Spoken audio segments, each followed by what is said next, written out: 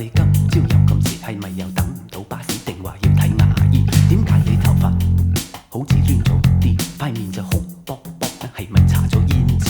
十足十啊，好似嗰個滴嘢木樣子。點解你可以搽到啲手指全部紅橙黃綠青藍紫？又點解戴住咁多古靈精怪嘅戒指？係咪18歲未夠就已經成咗婚事？係咪以為咁樣做就會突出啲？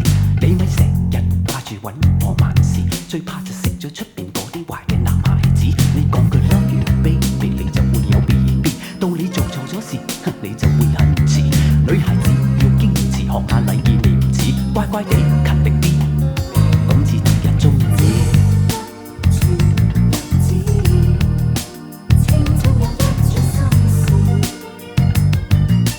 你有嘢要話我知。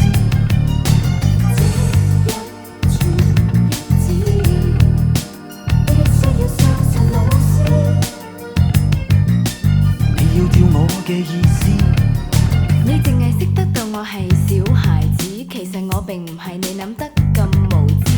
返學嘅日子要搏命考試，生命隨此簡直白過白紙。你就對我講莫負少年時，從來冇去了解我嘅心思。你咪以為我想學小說故事，日夜追尋浪漫揾白馬王子，只係有個 boyfriend 會開心啲啫。可以聽我講下我嘅心事，我哋生長喺呢個大城市，變好定變壞根本冇定義，一切都係由大人嚟話晒事嘅。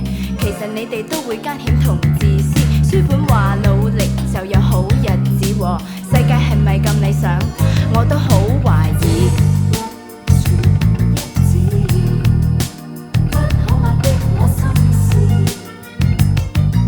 你咪當我係三文治。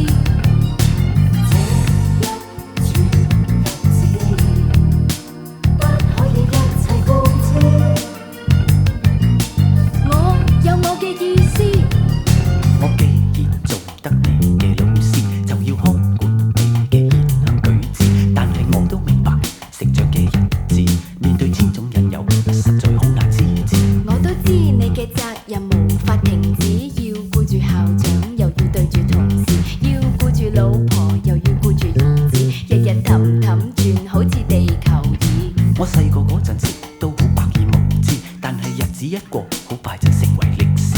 大人都可以玩得好放肆㗎，唱下卡拉 OK 可以落下啲。呢啲咁嘅玩意絕對唔益智。不如今日放假我哋再傾。